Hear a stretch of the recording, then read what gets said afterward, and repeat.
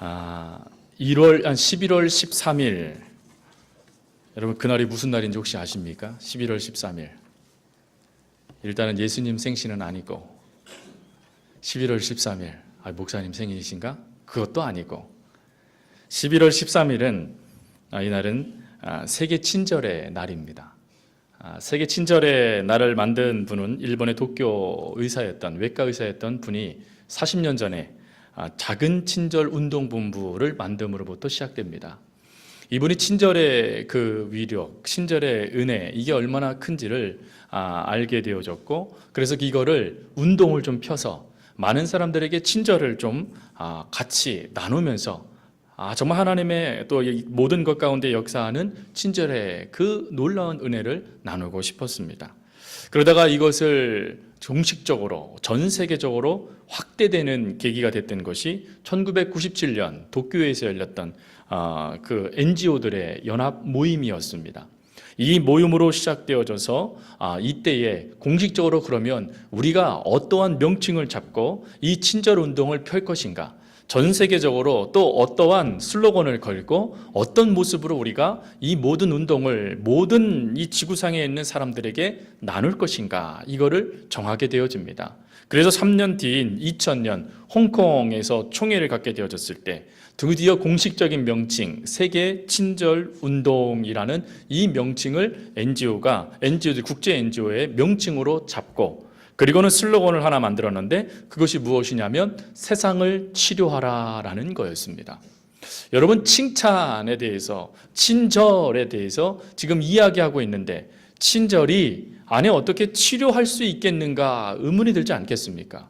오히려 친절합시다라고 한다면 그들의 그 처음의 취지와 정말 또 잘 맞아떨어질 것 같은데, 치료하라, 세상을 치료하라 라고 하면서 치료라는 관점을 가지고 이 친절의 운동을 폈다라는 것은 무엇인가 이들이 말하고 싶은 친절이 의학적으로도 무엇인가 굉장한 능력이 있다라는 것을 뒷받침해 주지 아니하면 이 운동은 사실은 그냥 슬로건으로 끝나고 말 것입니다.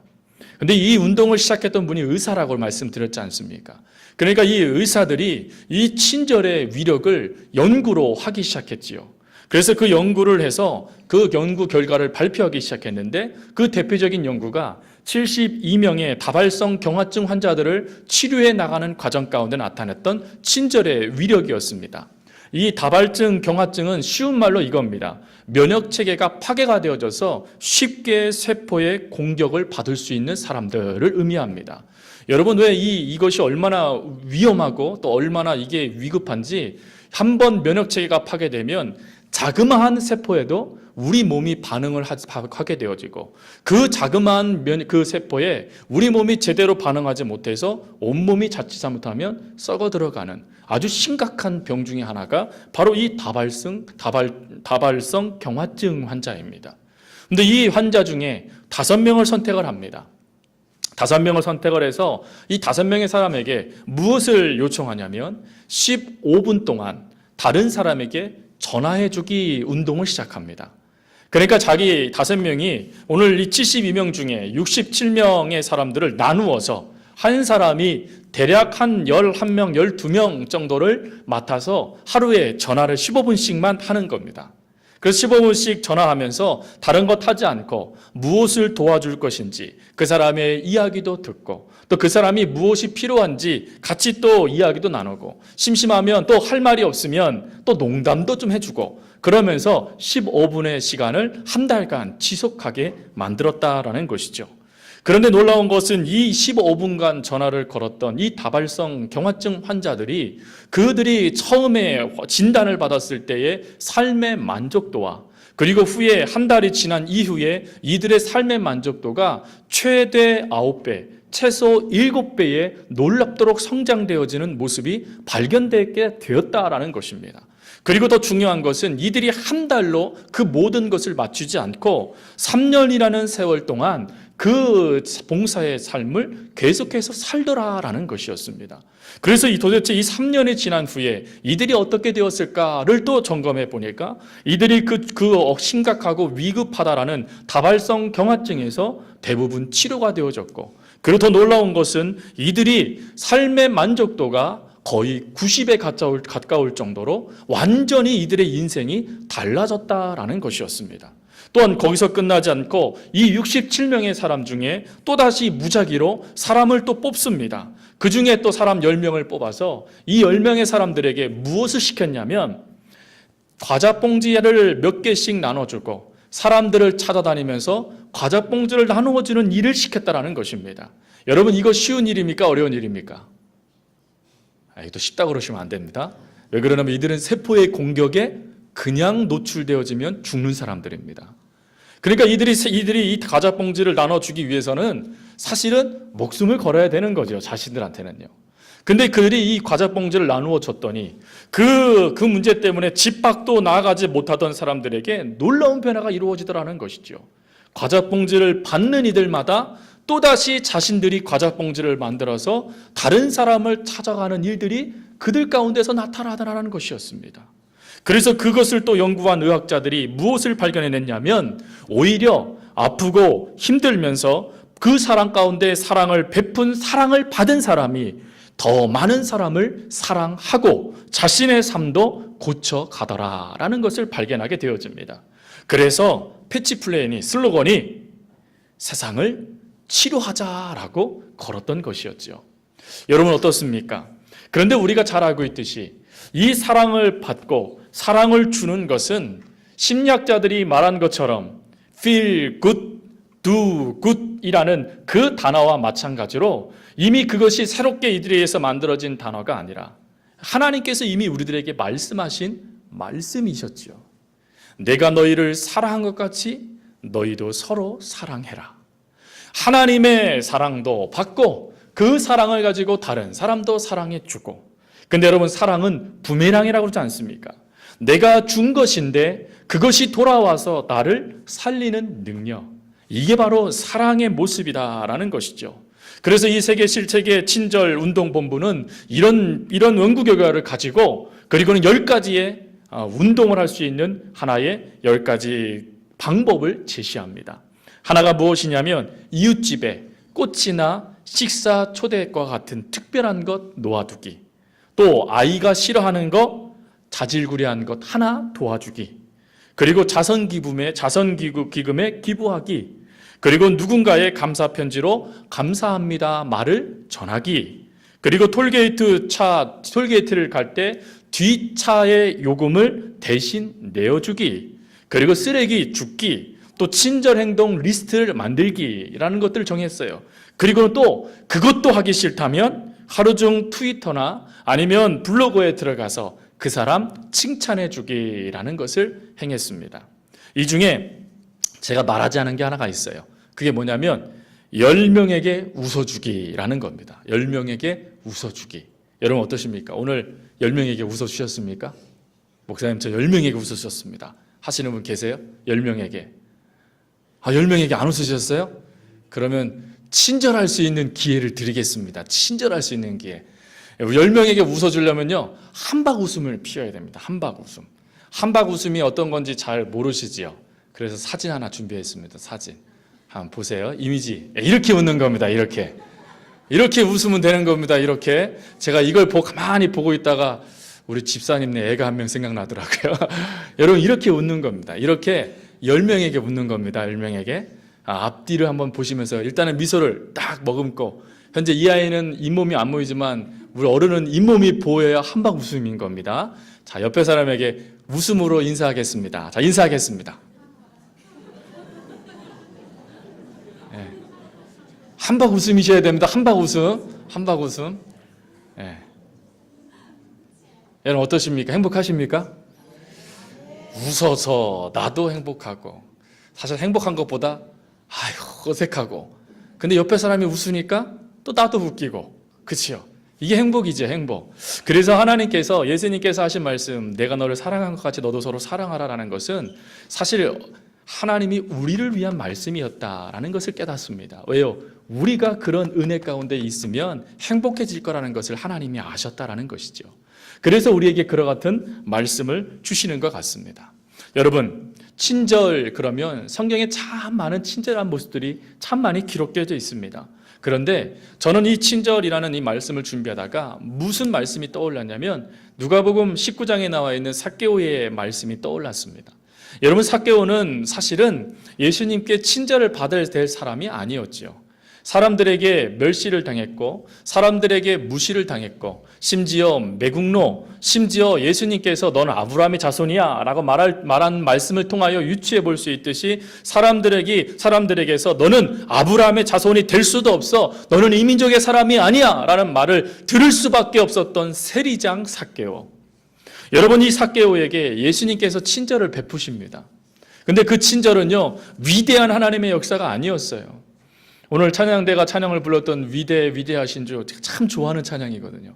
여러분, 그것처럼 위대한 일을 행한 그런 역사가 아니었어요. 단지 지나가시다가 삭개오를 보십니다. 그리고 한마디 하세요. 삭개오야, 내려와. 나 니네 집에 갈 거야. 그 한마디를 하세요. 여러분, 굳이 예수님께서 이렇게 과잉 친절을 베푸실 필요가 전혀 없으셨습니다. 지금 예수님의 인생은요, 3년이라는 세월밖에 남지 않았기 때문에 정말 많은 사람들을 만나고 많은 사람들에게 복음을 전하고 많은 일들을 감당해야 될 세월이십니다. 그런데 그 시간에 하루를 떼시는 거예요. 하루를 떼셔서 이 유독 삭개오에게, 사람들에게 많은 멸시와 심지어 죄인이라는 말을 듣는 이 삭개오에게 예수님께서 과잉 친절을 베푸세요. 근데 여러분, 과잉 친절을 베푸셨던 그 예수님의 모습을 보면 그건 우리들과 예수님이 뭔가 다른 모습이 하나가 나타나게 되어지죠. 그게 무엇이냐면 예수님은 그 삭개오의 겉이 아닌 안을 보셨다라는 것이었습니다. 겉으로 보여지는 것, 겉으로 사람들에게 비춰지는 것이 아니라 그 안에 있는 모습 말이죠. 왜 그 사람이 그렇게 행동할 수밖에 없었는지, 그리고 지금 무엇이 그렇게 급해서 뽕나무에 올라와 그 인간의 어른으로서의 체면도 다 무시하고 그렇게 예수님을 갈망했는지, 그것을 예수님께서 보셨다라는 것이죠. 그리고 성경 말씀에 보니까 예수님이 삭개오에게 어떠한 말씀도 하지 않으세요. 천국의 비밀을 깨닫게 해주시지도 않으셨고, 그리고 그들에게 하나님의 놀라운 복음의 말씀도 가르치시지도 않으셨습니다. 단지 예수님은 무엇하셨냐면 당신이 말씀하신 대로 그들과 함께 먹었고 그들과 함께 웃었고 그들과 함께 잤다라는 것이죠. 그런데 그 모습 가운데 어떤 역사가 이루어집니까? 과잉 친절이라고 말해서 왜 하필이면 저 사람이에요 라고 말하는 그 상황 가운데 이 사람이 예수님의 친절을 받게 되어지자 인생이 뒤집어지기 시작합니다.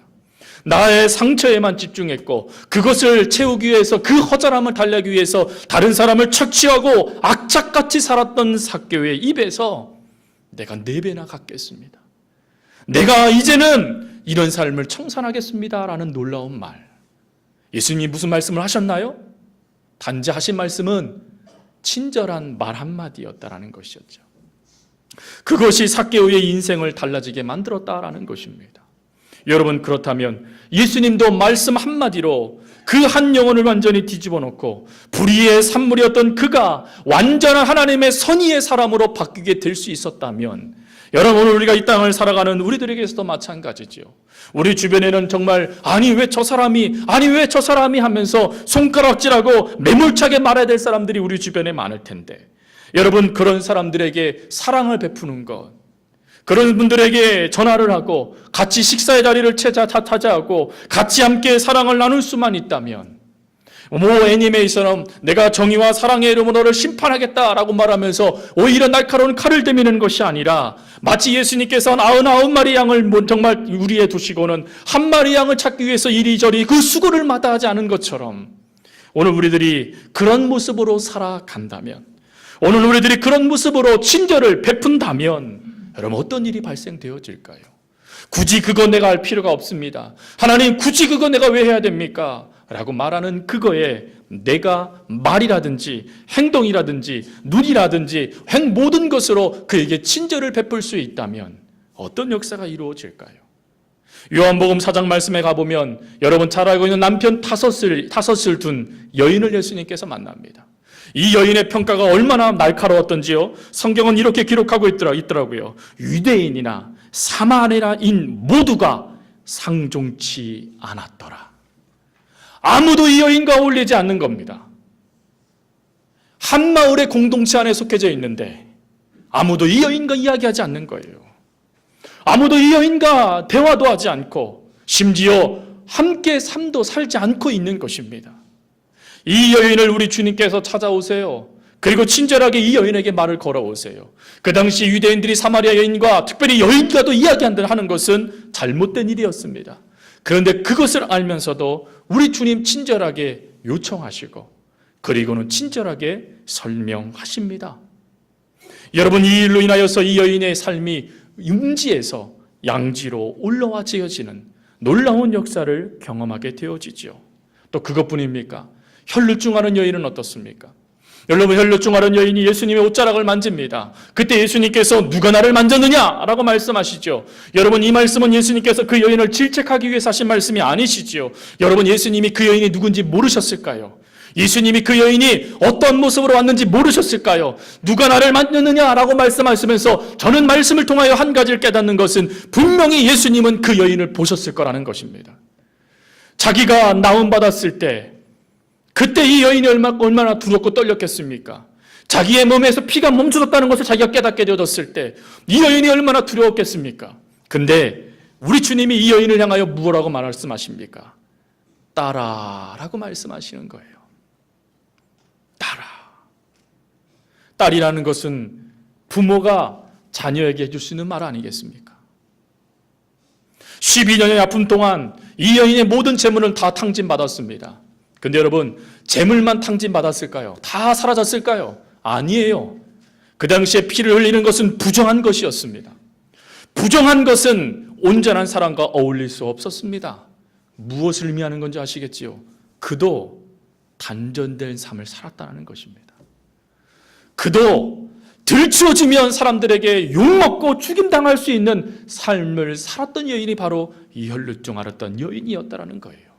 근데 이 여인에게 예수님은 딸아 안심해라 라고 말씀하세요. 그리고는 뭐라고 말씀하시냐면 평안히 가거라 라고 말씀하세요. 그것이 이 여인을 살리게 되어집니다. 간음한 여인은 어떻습니까? 간음하다가 예수님 앞에 잡혀왔습니다. 사람들이 그 여인을 잡아온 이유는 그 예수님을 시험하기 위해서였지요. 근데 그 여인을 향하여 예수님께서 굳이 말하실 필요가 없으셨어요. 굳이 예수님께서 이 여인에게 네 죄가 사함받았다 말씀하실 필요가 없었어요. 왜? 이미 상황을 통해서 그를 죽이고 있던 사람들 다 물리치셨기 때문이죠. 근데 예수님은 굳이 말씀하세요. 나는 너를 정죄하지 않을 거야. 가서 이제는 다시는 이와 같은 죄를 짓지 말아라. 우리 주님이 말씀하세요. 여러분, 예수님이 사랑을 베풀고 친절을 베풀었다라고 간음한 여인이 간음한 그것이 사라지나요? 세리장 삭개오가 예수님을 만나서 친절하게 그의 삶 가운데 놀라운 변화를 일으켜도 그가 지금까지 했던 세리장의 그 모습이 사라지나요? 수가성 여인이 예수님을 만나서 내가 참된 생명의 근원이신 예수님을 만났다라고 말한들 그가 사마리아 여인이라는 그 꼬리표가 떨어져 나가나요? 아니라는 것이죠. 그럼에도 불구하고 우리 주님께서 그러한 상황에 그러한 모습에 변화됨이 없을지라도 그 여인에게 그 성지에게 그 사람에게 찾아가서 그에게 말씀하시면서 친절을 베푸시는 것, 그것이 바로 예수님께서 이 땅에 오신 목적 아니겠습니까? 하나님의 사랑이라면 그 사랑을 받으면 아무리 힘들고 어려운 사람이라도 반드시 달라질 수 있다는 것을 보여주시기 위해서 우리 주님께서 이 땅에 오신 것 아니겠습니까? 여러분, 사랑의 놀라운 속성은 바로 이것입니다. 우리 주님은 위대한 하나님의 사랑을 증거하기 위해서 이 땅에 오신 것도 맞습니다. 그 위대한 사랑이 바로 우리가 알고 있는 십자가의 사랑이죠. 그러나 우리 주님의 사랑을 가만히 말씀을 살펴보면 위대한 하나님의 사랑보다 더 많은 것이 하나님의 자그마한 사랑들이었습니다. 그런데 그 자그마한 사랑이 영혼을 살리고 그 자그마한 상황이 사람을 달라지게 하는 능력이었다라는 것입니다. 예수님은 절대로 사랑을 말로써 표현하지 않으셨습니다. 예수님은 철저하게 사랑을 행동으로 옮기셨습니다. 가나안 혼인잔치에 굳이 가실 필요가 없으셨어요. 그리고 죽어 나오는 과부의 아들을 살리실 필요도 없으셨어요. 나사로의 집에 갈 필요도 없으셨어요. 말씀 한마디면 왕의 신하를 고친 것처럼 우리 주님 고치실 수 있으셨어요. 그러나 내가 직접 가겠다. 그게 우리 주님의 사랑이었고 그게 우리 주님의 친절이었습니다. 그 친절을 깨달았던 많은 신학자들은 예수님의 이 사랑을 무엇라고 정의하냐면 발걸음의 능력의 사랑이다라고 말합니다. 사랑은 발걸음이라는 것이죠. 여러분, 이 발걸음의 능력이다라는 이 친절함을 통하여 우리는 두 가지를 깨닫습니다. 하나, 그게 무엇이냐면 친절의 시작은 작지만 결과는 위대하다라는 것입니다. 친절하다라는 이 뜻을 국어의 단어로 사전으로 찾아보니까 이 친절은요, 거기에 사랑이라는 것이 담겨져 있더라고요. 근데 이 친절은 어떤 사랑이냐 정의되어져 있는데 이렇게 되어 있습니다. 따뜻하고 소박한 작은 사랑. 따뜻하대요. 일단 따뜻하대요. 그리고 소박하대요. 근데 그 작은 사랑이 있는 것이 친절하다라는 뜻이라는 것입니다. 위대한 사랑이 친절하다고 말하지 않습니다. 작은 사랑, 없어도 되는 사랑, 하지 않아도 되는 사랑, 그것을 나누었을 때 이상하게 따뜻해지는 것, 이게 친절함이라는 것이죠. 여러분, 우리는 너무나 위대한 사랑의 노예가 된 것 같아요. 위대하고 크고 놀라운 것을 해야 마치 그것이 하나님의 사랑을 이룰 수 있는 거라고 우리가 말하는 것 같습니다. 그러나 여러분, 그 위대한 사랑은 주님께서 하셨고 또 자그마한 사랑도 주님께서 하셨다면 우리들도 위대한 하나님의 일은, 위대하게 하실 하나님의 역사는 하나님께 맡기고 우리가 해야 될 자그마한 것들 우리가 행할 수 있지 않겠습니까? 여러분 가운데도 아마 그런 분들 계실 거예요. 굳이 병원 신병 가지 않아도 돼요. 굳이 그 형제 찾아가지 않아도 돼요. 그런데 그 일들을 행해 나가는 것 말이죠. 작년에 제가 너무 감동받은 것들이 그런 거였어요. 우리 권사님들이 갑작스럽게 쭉 몰려오시더니 목사님, 저희가 신방을 가겠습니다. 그러는 거예요. 그래서 무슨 일이십니까? 그랬더니 어느 분이 안 나오셨는데 저희가 가야겠습니다. 저희 권사들이 가야 되겠습니다. 제가 그때 얼마나 기뻤는지 몰라요. 또한 구역장님은 오셔서 말씀하시는 거예요. 목사님, 오늘은 제가 구역원들과 함께 그 가정을 찾아가겠습니다. 여러분, 굳이 안 해도 되잖아요. 굳이 안 해도 목사가 신방 다 했어요. 그런데도 가겠다는 거예요. 사랑을 베풀겠다는 거예요. 친절을 보여주겠다는 거예요. 제가 그게 얼마나 감동이 됐는지 몰라요. 또 그것뿐이에요. 목사가 좀 몸이 불편하니까 또 그 목사 몸 불편하다고 또 음식을 해오시는 분들, 또 가장 좋은 거 또 목사에게 갖고 오는 분들. 여러분, 목사는 맨날 좋은 것만 받고 성도들의 사랑만 받아요. 목사도 여러분들에게 친절을 베풀고 싶은데 마음이, 하나님의 주신 마음이 친절을 베풀기보다는 오히려 성도들의 잘못만 꼬집어내는 데 집중되고 있으니 저조차도 참 불쌍하다라는 생각이 들어요. 여러분, 우리가 굳이 하지 않아도 해야 될 일들, 그게 친절이라면 저희 교회가 그런 교회가 될 수 있길 바랍니다. 사도 바울이 이런 말을 했습니다. 갈라디아서 6장 10절에 그러므로 우리는 기회 있는 대로 모든 이에게 착한 일을 하되 더욱 믿음의 가정에게 할지니라. 저는 그런 은혜가 있길 바라요. 여러분, 이걸 깨달았던 링컨은 이런 말을 했습니다. 행복하려거든 남을 행복하게 만들어라. 남에게 행복을 준 것만큼 행복하게 될 것이다. 시애틀에 살고 있었던 프랭크 루프 박사는 관절염 환자였습니다. 관절염 환자였지만 몸은 고생하고 있지만 돈이 많았기 때문에 편안하게 살 수 있었습니다. 근데 그는 편안함을 뒤로하고 내가 도와줄 사람들이 누구인가를 고민하기 시작했고, 그리고 병상에 있는 사람들에게 굳이 하지 않아도 될 일을 하기 시작합니다. 편지를 쓰기 시작하고 격려를 하기 시작합니다. 그랬더니 그 일들이 소문이 퍼지기 시작했고, 그리고 그 단체들이 이 프랭크 박사와 함께 연합을 하여져서 그리고 1년 동안 수많은 사람들에게 편지를 쓰는 일을 행하기 시작했습니다. 이 프랭크 박사가 후에 내가 1년 동안 몇 명에게 편지를 썼는가 확인해 봤더니 14,000통의 편지를 썼다라는 것이죠. 그러면서 이 프랭크 박사가 이런 말을 했습니다. 하나님, 나 때문에 수많은 사람들이 유익을 보게 하여 주옵소서. 나 때문에 주변 사람들이 잘 되게 해 주옵소서. 굳이 하지 않아도 될 친절. 굳이 하지 않아도 될 친절. 근데 그 친절이 나도 행복하게 하고 남도 행복하게 하고 주님의 뜻도 이룰 수 있는 길이라면 당장 우리는 주위를 둘러봐야 되지 않겠습니까?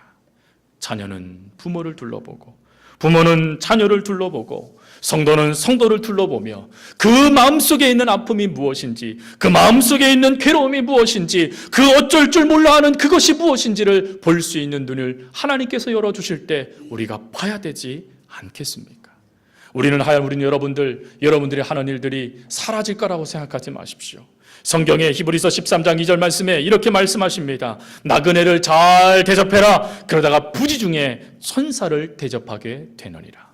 내가 행한 것은 나그네를 대접한 것인데 그것이 하나님을 대접한 것과 같은 역사가 나타난다는 것이지요. 또한 마태복음 말씀에 보면 이렇게 말씀하십니다. 주님께서 우리들에게 뭐라고 말씀하시냐면 너희가 사랑의 마음을 가지고 내 이웃에게 물 한 컵이라도 베풀면 그 상을 결코 잃어버리지 아니하리라. 우리 주님은 말씀하세요. 여러분, 굳이 하지 않아도 될 친절, 그것이 저희 교회의 자랑이 될 수 있기를 바랍니다. 굳이 하지 않아도 될 웃음, 저희 교회의 자랑이 되어지고, 굳이 하지 않아도 될 신방, 그게 우리들의 자랑이 되어지고, 굳이 하지 않아도 될 위로의 손길, 그게 우리의 자랑이 되어지고, 굳이 하지 않아도 될 행봉사의 손길이 저희 교회의 자랑이 되어지는 은혜가 있길 바랍니다. 그리고 여러분, 두 번째로 우리가 기억할 것이 있어요. 그러면 이 친절을 도대체 할 수 있는 힘이 뭐냐는 것이죠. 그게 사랑이라는 것입니다. 종합편성 중에 혹시 동치미라는 프로그램을 보신 적 있으십니까, 여러분? 동치미. 저희 집사람이 프로그램 얘기 좀 그만하래요. 남들이 알면 TV만 보는 줄 알겠다 그러네. 여러분, 그러지 마세요. 전 텔레비전만 보지 않습니다. 저는 딱 보는 게 정해져 있어요. 사극. 이 젊은 나이에 사극 좋아해요. 저는 사극. 그거 외에는 텔레비전을 잘 안 켜요. 그럼 목사님 이거 어떻게 하냐고요? 가끔 신문에 이렇게 보다가요, 뭐에 대한 이야기거리가 딱 나타나면 설교에 대한 내용들을 쫙 생각하고 있다가 비슷한 게 나오면 쫙 찾아 들어갑니다. 그거를 성도들한테 보여줘야 되니까요. 근데 그 모 프로그램에 동치미라는 프로그램이 있더라고요. 이 동치미가 뭐냐? 또 제가 또 찾아가 들어가 봤죠. 그랬더니 이 재미난 얘기가 있더라고요. 수다가 나를 바꾸고 세상을 바꾼다라는 거예요. 그러니까 이야기하는 프로그램이야, 이야기요. 남자 패널들 반, 여자 패널들 반 해서 서로 이야기하는 거예요. 나는 남자들을 이해할 수 없겠다. 이쪽에서는 나는 여자들을 이해할 수 없겠다. 막 그러면서 얘기하는 거예요. 근데 그날 주제가 뭐냐면 설거지였어요. 설거지. 우리 남자 성도님들 집에서 설거지 하시죠? 네, 하시는 분들 계시. 설거지 하실 수 있기를 바랍니다. 아멘 안 하시네요? 예. 그냥 이 모습 이대로 그러십니까? 근데 거기서 이런 거예요. 한쪽에서 나는 내가 사랑하는 아내를 위해서 설거지도 하고 청소도 하고 쓰레기도 버리고 나는 모든 걸 다 한다 막 이러면서 얘기하는 거예요. 이쪽에서 나는 그까지 못하는데 제발 그런 얘기하지 마라. 잘못하면 나도 그거 해야 된다. 막 이러면서 얘기하는데 한 패널이 얼굴이 하얘지더니 손사래를 막 치는 거예요. 그들이 뭐라 그러냐면 난 그렇게까지 하면 살 수 없겠다고. 어떻게 남자가 손에 물을 묻힐 수 있냐고. 남자가 어떻게 그럼 떨어진다고, 그거 안 된다고 막 이러는 거예요. 그랬더니 그것을 가만히 듣고 있던 한 패널이 이렇게 얘기하는 거예요. 그분이 누구였냐면 장경동 목사님이었어요. 그분이 이렇게 얘기하는 거예요. 왜 못해? 이러는 거예요. 깜짝 놀랐어요. 왜 못해? 그러면서 그 다음 말이 정말 핵심이었어요. 사랑하면 못할 게 없지 라는 거였어요. 예전에 생각해봐. 사랑한다고 말해서 내가 저 별도 따다준다 그랬잖아. 못 따다줘서 그렇지. 그게 사랑이잖아. 딱 얘기하는 거예요. 근데 그게요, 그 말을 딱 듣는 순간 가슴이 팡 울리는 것 같았어요.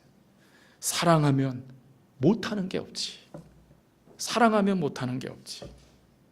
여러분, 우리가 사랑하면 무엇이든지 다 한다고 말하며 연애를 하고, 사랑하면 무엇이든지 다 한다고 말하면서 우리가 결혼을 하고, 사랑하면 무엇이든지 할 수 있다라고 우리가 예수를 믿어가는데, 우리가 그 사랑을 실제적으로는 하지 못하고 있는 것이 아닐까. 이기적인 사랑을 가지고, 내 생각을 사랑해 가지고 그게 사랑이라 착각하며 혹시 생각하고 있지는 않을까 하는 그런 모습이 달려오기 시작하더라고요. 그래서 말씀을 준비하면서 많이 울었어요. 하나님, 그렇군요. 목사의 마음 안에 사랑이 없군요. 사랑이 있으면 그렇게 하지 않았을 텐데, 사랑이 있으면 그렇게 반응하지 않았을 텐데 하는 그 마음이 들더라고요. 그래서 사랑에 대해서 이런저런 기도하면서 생각하다가 이제 제가 좋아하던 시집을 다시금 찾아서 그 좋아하는 시를 읽기 시작했어요. 그게 뭐였냐면 친절이란 사랑으로라는 거였어요. 예전에 읽은 시였기 때문에 인터넷으로 막 찾았어요. 그래, 그 내용이 이렇습니다. 아이야, 친절이란 사랑이란다. 비계인 오후처럼 몸에 배인 소박함 그대로, 첫 만남의 반가움 그대로 한 송이 아름다운 꽃이어야 되잖니. 낙엽이 곱게 문들며 지는 것은 이듬해 새 잎을 피우기 위함이듯 네가 서 있는 그 자리 다소곳이 미소를 머금고 친절이란 사랑을 보이렴. 네가 너를 아끼듯 친절이란 이름으로 다정한 사랑을 담으면 근데 이미 사랑을 주님이 부어주시고 계세요. 내가 너희를 사랑한 것 같이 사랑으로 하나님 담아주시고 계세요. 우리가 할 수 있는 것은 그 사랑을 다른 이들에게 부어주는 것이죠.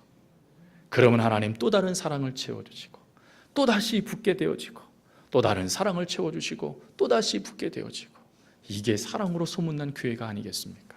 저는 앞에 있는 저도 그게 부족해요. 그러나 지난주 말씀처럼 감사할 수 있는 것이 무엇이냐면 내일이 오늘보다 못할 것이기 때문에 그렇습니다.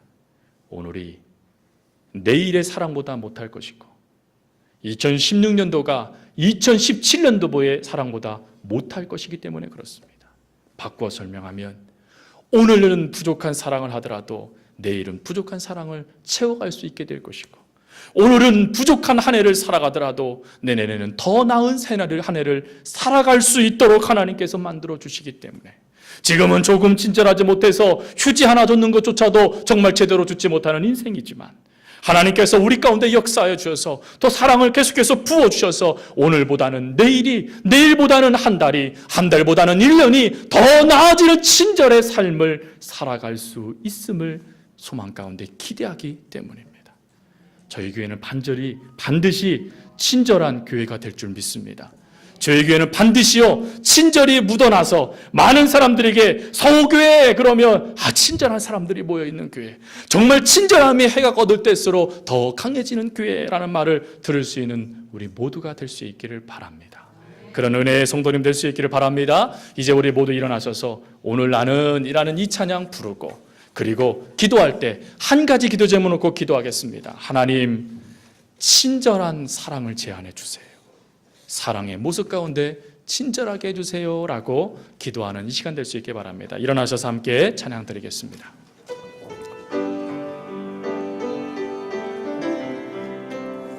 우리 1절만 부르겠습니다.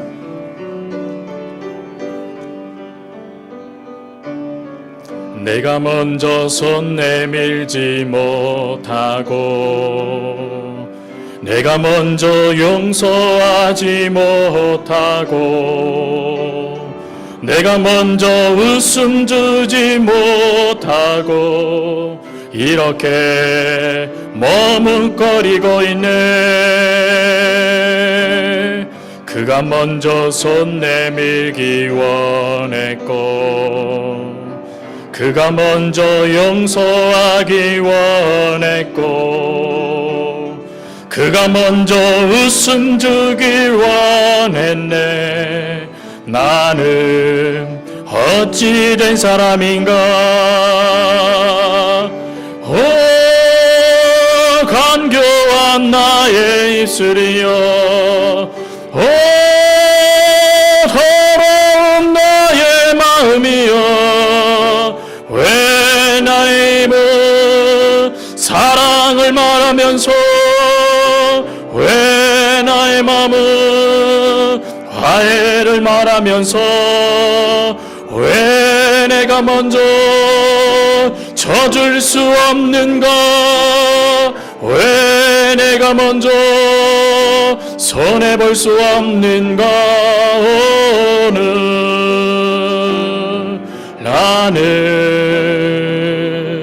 오늘 나는 주님 앞에서 몸둘 바 모르고 이렇게 흐느끼며 서 있네. 어찌할 수 없는 이 맘을 주님께 맡긴 채로 이 시간에 기도하기 원합니다. 하나님, 어쩔 줄 몰라는 내 마음을 가지고 하나님 앞에 나아갑니다. 사랑의 속성이 친절이라 하셨는데, 사랑의 발걸음이 능력이라 하셨는데, 하나님 친절할 수 있게 해 주시옵소서. 하나님 친절할 수 있는 삶을 살 수 있게 해 주시옵소서. 적은 사랑이라도 사랑을 베풀 수 있는 저희들이 되게 해달라고 이 시간에 하나님 앞에 기도하며 나아가겠습니다. 함께 기도하겠습니다. 참 좋으신 아버지 하나님, 친절함이라는 사랑의 그 속성에 있는 그와 같은 삶을 저희들이 살아가야 되는데 하나님, 그러한 삶을 살아가지 못하고 오늘도 제 마음대로, 오늘도 제 생각대로, 오늘도 제 감정대로, 오늘도 제 모습대로 살아갔던 연약함이 있습니다. 그건 내가 굳이 할 필요가 없어라고 말하면서 하나님 멈춰뒀던 이유가 무엇이었는지 알지 못하였는데, 왜 내가 사랑을 베풀어야 되라고 말했던 모습이 저희들 가운데 있었는데, 하나님 그것이 사랑하지 않기 때문이라는 것을 하나님 깨닫게 해주셨습니다. 하나님, 이제는 사랑할 수 있게 하여 주시옵소서. 점점점 더 사랑할 수 있는 은혜를 더하여 주시옵소서. 그 영혼을 바라보고 그 영혼 가운데 아픔을 바라보며, 하나님 그거 내가 다 해결할 수 없겠지만 그래도 친절함으로 그 사랑을 베풀어 그도 살릴 수 있는 은혜를 하나님 저희들에게 더하여 주시옵소서. 그래서 아버지 하나님, 저희 교회가 아버지 하나님 이 친절함이 묻어나 여기저기에서 하나님께 세워지고 너도 아브라함의 자손이다, 따라 안심하라 평안하라 말씀하셨던 하나님의 그 말씀이 여기저기 들려와 모든 성도들이 살아 역사하며 모든 성도들이 사랑을 느끼며 모든 성도들이 하나님의 사랑을 보여주는 귀한 하나님의 교회가 될 수 있도록 아버지 하나님 역사하여 주시옵소서. 주님께 맡깁니다. 저희들의 사랑을 채워주시고 주님께 맡깁니다. 저희들의 친절한 은혜들을 도와여 주셔서 그 사랑을 부어주고 사랑을 나누어주며 사랑을 이룰 수 있는 저희들이 되게 하여 주시옵소서. 하나님, 지금은 부족하지만 하나님께서 저희들을 그때가 언젠지는 알지 못하지만 친절한 하나님의 자녀로 바꾸어 주실 줄 믿습니다. 또 우리를 통하여 그 친절이 사랑하는 이웃들에게, 성도들에게 흘러들어가 그도 살고 나도 행복해지는 그와 같은 역사들을 경험케 해주실 것을 믿사오니, 주여 저희들에게 이 친절의 하나님의 사랑을 계속해서 부어주시고 그 사랑을 나누어주는 저희들의 신앙이 될 수 있도록 주여 도와 주시옵소서. 참으로 하나님께서 그리하여 주실 것을 믿고 감사드리오며, 이제는 우리 주 예수 그리스도의 은혜와 하나님의 사랑과 성령님의 교통 교제하심이, 친절함, 사랑의 발걸음의 능력이라는 이 말씀을 믿고 오늘도 그 사랑을 보여주고자 다짐하는 귀한 성도들의 머리 위에와 그 모든 삶의 자리 위에 이제로부터 영원토록 함께하옵시기를 간절히 축원하옵나이다. 아멘.